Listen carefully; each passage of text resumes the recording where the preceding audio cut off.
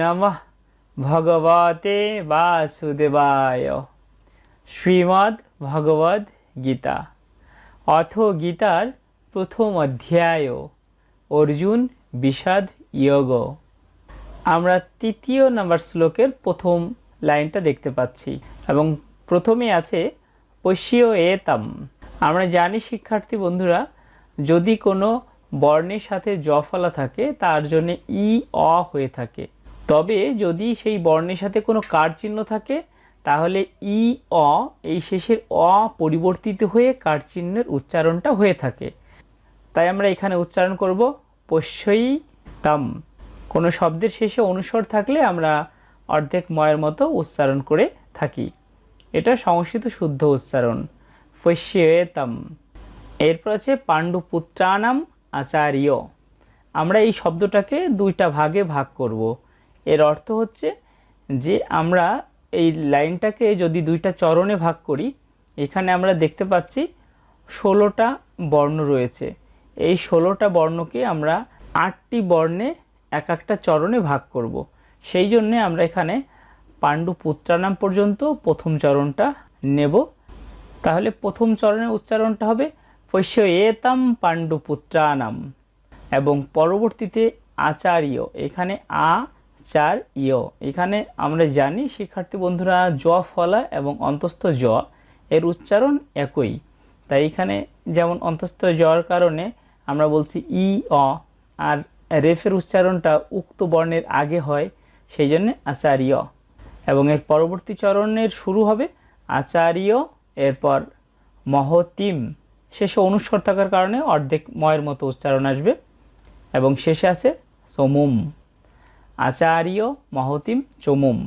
আমরা উক্ত লাইনটাকে দুইটা চরণে ভাগ করব আর এক একটা চরণে 8টি করে বর্ণ থাকবে। আমি একটু আপনাদের বুঝিয়ে দেওয়ার চেষ্টা করছি। যদি কোনো যুক্ত বর্ণ থাকে তাহলে আমরা একটা বর্ণই ধরব, আর যদি কোনো খণ্ডিত বর্ণ থাকে সেগুলোকে আমরা গণনা করব না। যেমন এখানে অনুস্বরটা গণনার ভিতর নয়। এখানে আছে কি একটা বর্ণ, দুইটা, তিনটা বর্ণ দেখতে পাচ্ছি। এরপর 4, 5, 6, 7, 8। এখানে ম খণ্ডিত অবস্থা আছে, তাই ম গণনার ভিতরে নয়।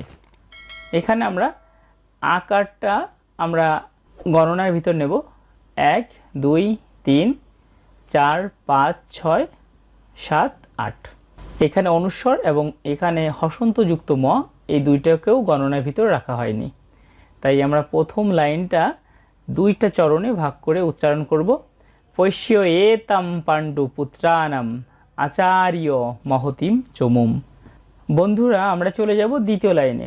প্রথমে আমরা দেখতে পাচ্ছি বিউড়াম। এখানে জ ফলার উচ্চারণটা আগে হবে এবং কার চিহ্নটার উচ্চারণ পরে হবে।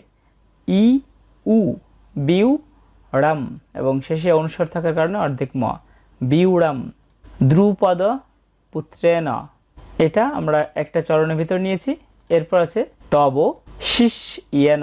এখানে আমরা জ ফলার উচ্চারণটা আগে ব্যবহার করছি ই এবং অ না হয়ে এই এ কারের জন্য এ হয়েছে, শিষ্যেন।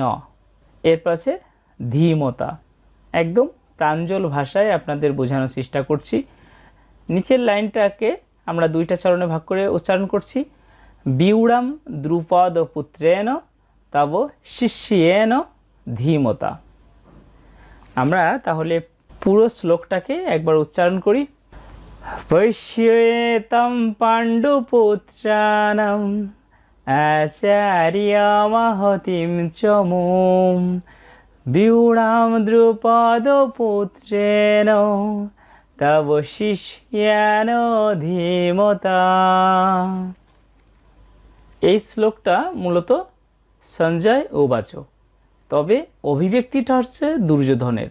অর্থাৎ দুর্যোধন এই কথাটা গুরু দ্রোণের কাছে বলছেন এবং সেই কথাটাই শ্রীমদ্ ভগবদ গীতাতে সঞ্জয় উপস্থাপন করছেন, যার কারণে এটা সঞ্জয় উবাচ। পশ্যো এতম পাণ্ডুপুত্রানাম আচার্য মহতিম চমুম বিউড়াম দ্রুপদ পুত্রেণ তব শিষ্যেন ধীমতা। আমরা শব্দের অর্থগুলো আগে জেনে নিই, তারপরে অর্থটা একবারে বলছি। পশ্য শব্দের অর্থ দেখুন বা লক্ষ্য করুন। এতাম অর্থ এই। পাণ্ডু পুত্রানাম অর্থ পাণ্ডুর পুত্রদের। আচার্য বলতে হে আচার্যদেব, অর্থাৎ গুরু দ্রোণকে উদ্দেশ্য করে বলছেন। মাহতিম অর্থাৎ মহান বা বিশাল।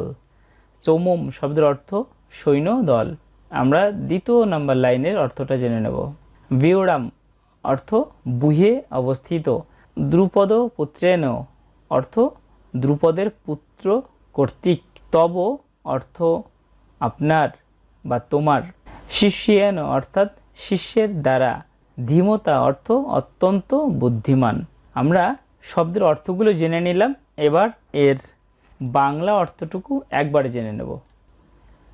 হে আচার্যদেব, আপনার অত্যন্ত বুদ্ধিমান শিষ্য ধৃষ্টদ্যুম্ন কর্তৃক রচিত বুহে অবস্থিত পাণ্ডবদের এই বিশাল সৈন্যদল লক্ষ্য করুন।